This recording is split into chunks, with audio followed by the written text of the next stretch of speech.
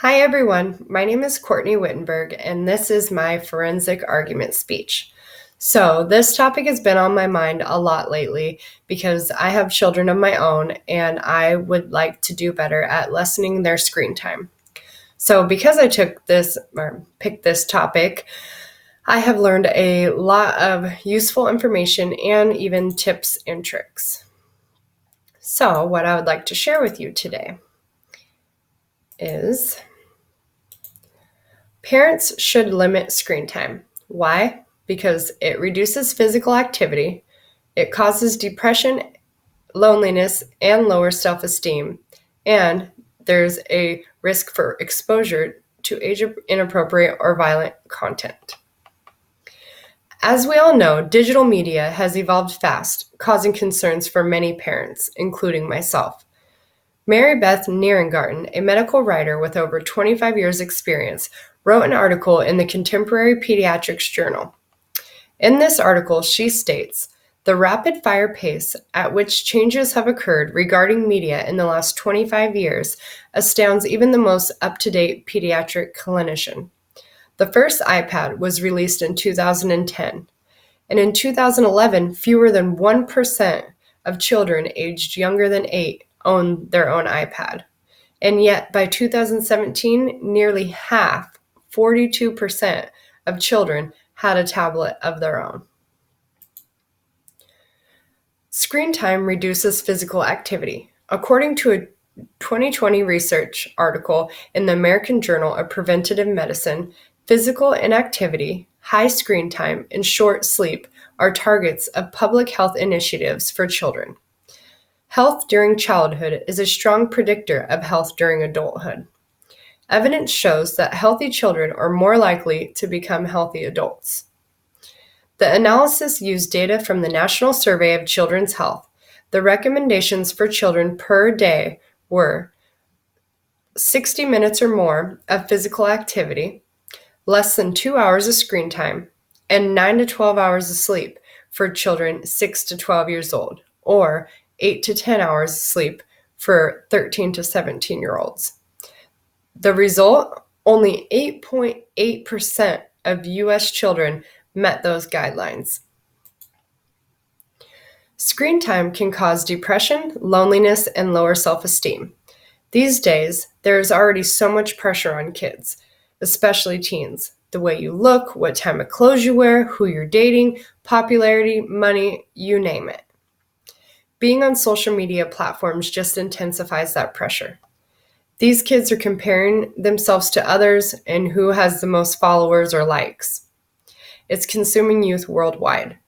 Social media tend to highlight unrealistic lifestyles and beauty standards. As adults, we know that most of the time these photos are photoshopped, retouched, or staged.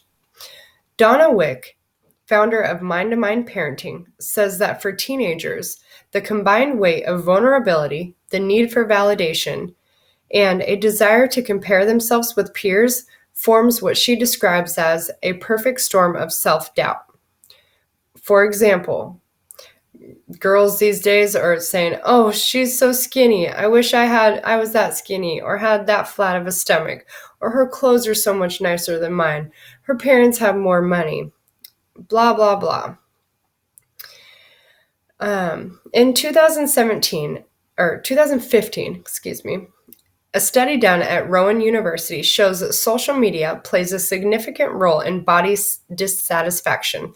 The elevated appearance exposure on sites such as Facebook playing a key role in this drive to thinness, especially females. See right here, you see a beautiful woman.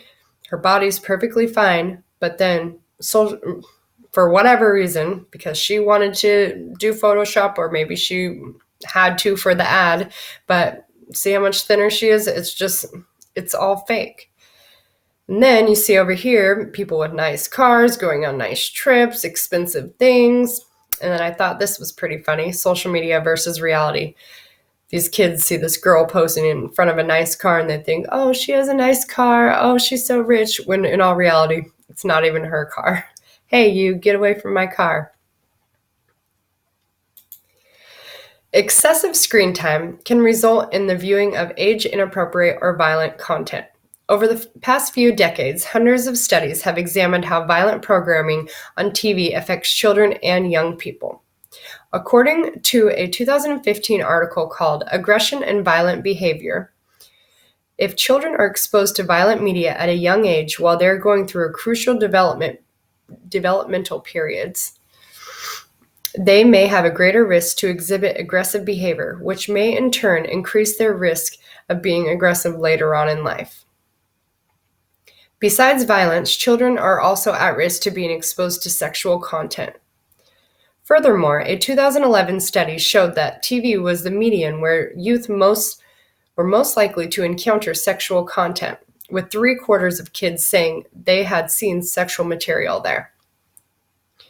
Some parents would disagree with limiting screen time. Reasons include video games and social media are a way for interact with family and friends and are ways for a child to develop problem-solving skills, and it may be an outlet for the ones who are antisocial.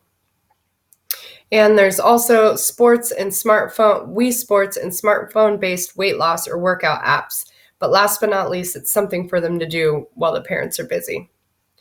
I do agree that networking for support group purposes is beneficial, but there are other options to lessen screen time, like research local clubs or camps, play a board game, do a family activity, take a trip. There are lots of do-it-yourself projects that are fun and easy to get their mind off of being focused on the screen. I'm not saying take their phones away completely. I want us as parents to be proactive by monitoring the content and set a better routine for our children. Most importantly, discuss the dangers of technology, physically and mentally, especially social media. Let them know that not everything they see on the internet is real. Lastly, we need to set a good example by monitoring our own screen time. Thank you for listening to my speech, and I look forward to watching all of your guys's. Bye.